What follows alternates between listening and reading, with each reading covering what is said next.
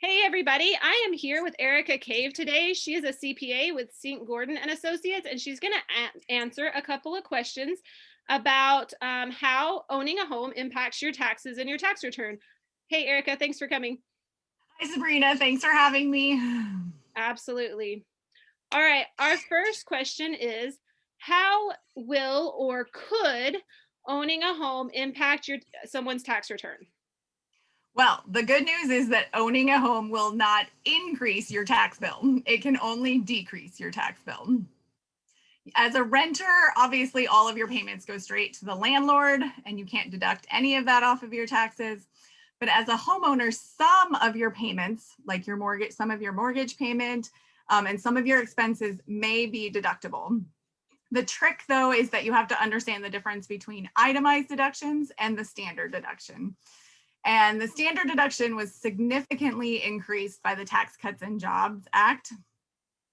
Individuals have a standard deduction in 2020 of $12,400, and that doubles for married filing jointly at $24,800.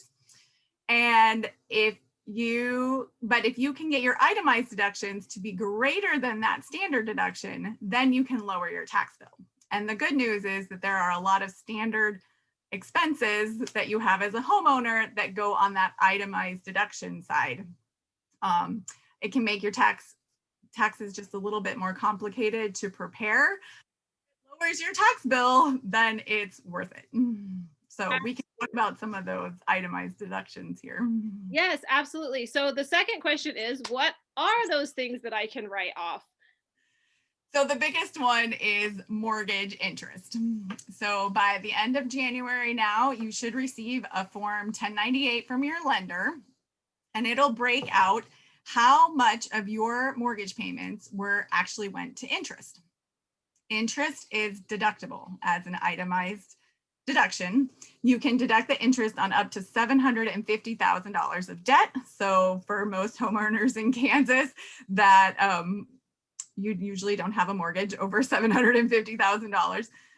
You have the greatest impact on your mortgage, on this mortgage interest deduction at the beginning of the loan, because most of your payments at the beginning go primarily to interest. And then the longer you have that loan, the more goes to principal. So at the very beginning, right when you buy a house, this is going to be a huge deduction that you'll be able to take, and will help add up to that itemized threshold. The second big one is property taxes. So property taxes are also an itemized deduction. It's capped at $10,000, but it adds up. So it adds to the mortgage interest and gets you closer to itemizing. It's usually built into your escrow that you pay with your mortgage payment. So check your 1098 that you're going to receive from your lender. But if you don't have a mortgage and you pay it directly, then look at your personal records or your county tax assessor. The third itemized deduction is points. So points are paid at closing to lower your interest rate. And they're also an itemized deduction. In some situations, you can take all of your points at once at the beginning of the loan. In other situations, you have to deduct equally over the life of the loan. So it differs, but that's also an itemized deduction. And the fourth one, a home owner tax benefit that's an itemized deduction, is private mortgage insurance, or PMI. So if you put less than 20% down on your home, you're probably paying PMI, and you can deduct this interest in 2020 still as an itemized deduction. However, it's set to expire after 2020 unless it's extended by Congress. But if you paid PMI in 2020, you can still deduct it. Okay. So those are the itemized deductions, tax benefits. I have two that you can take even if you don't itemize. So one is energy efficient upgrades. You can get a credit for doing solar electric, solar water heating, small wind energy, and geothermal heat pump improvements. And that's available through the end of 2021. So if you didn't take advantage of it in 2020, you can still install something like that in 2021 and have a benefit on that year's taxes. And it's a credit, not a deduction. So you don't have to itemize for it. And the final tax benefit comes when you're ready to sell your home. So while you are living in your home is increasing in value, and there's no tax. You're not paying tax on the gains as it's increasing in value while you live in there over time. But when the time comes to sell it, an individual can exclude up to $250,000 when figuring your capital gains. And for married filing jointly, that goes up to $500,000, which is a real benefit when you're trying to sell if you don't have to pay those capital gains and not have to pay taxes on that. Absolutely. Fantastic. I didn't actually know the part about PMI, so that's really helpful and interesting. I didn't even think about that.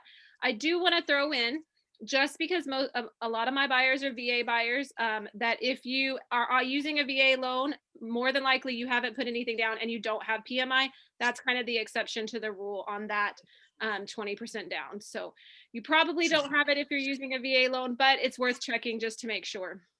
Sure, if you have a conventional loan, then it could possibly apply. And that is the thing with all of the tax benefits that I mentioned, that there are a variety of restrictions and conditions, and no one shoe fits all sizes. So I encourage you to contact someone at St. Gordon and Associates, and we can help you with your tax preparation or your tax planning as you're purchasing a home, or if you've just purchased a home. And we can make sure that you take advantage of all the deductions that are going to apply in your situation, because they're all different. Great. And I was going to mention, and I forgot at the beginning, Erika is also a military spouse like I am. So she's familiar with military life and all kinds of nuances that go along with that. With spouse, there's some tricky things with spouse income tax, and she can work with that. And then St. Gordon and Associates is here in Manhattan. And then do you guys usually work with mostly Kansas or anywhere in the world, or anywhere in the US, I guess? Right. So we can work with anywhere in the US. I actually am going to be PCSing this summer. So no matter where I go, like, I'm able to keep my same clients. And yep, we can work with you wherever you're located. You do not have to be in Kansas. In fact, I do most of my work over email and phone. And so it's everything is virtual these days. Fantastic. I just wanted to make sure our viewers knew what you guys offered and how to get a hold of you. So that's fantastic. And I will also make sure that with this video, we have a link to y'all's website. So if people want to get in touch so that they can get some help with their taxes and these deductions, they'll know how to do that. That would be great. All right. Well, thank you so much. And for everybody watching, that's it for today. I hope that you found some value in this video. And if you have any questions about your specific tax situation and what you can and can't deduct, then make sure you get in touch with St. Gordon Associates. Erika or one of their other associates would be happy to help you. And apparently 2021 would be the time to install that geothermal heat pump and your solar panels. So if you're thinking about that, this is the year to do it. All right. Goodbye, everybody.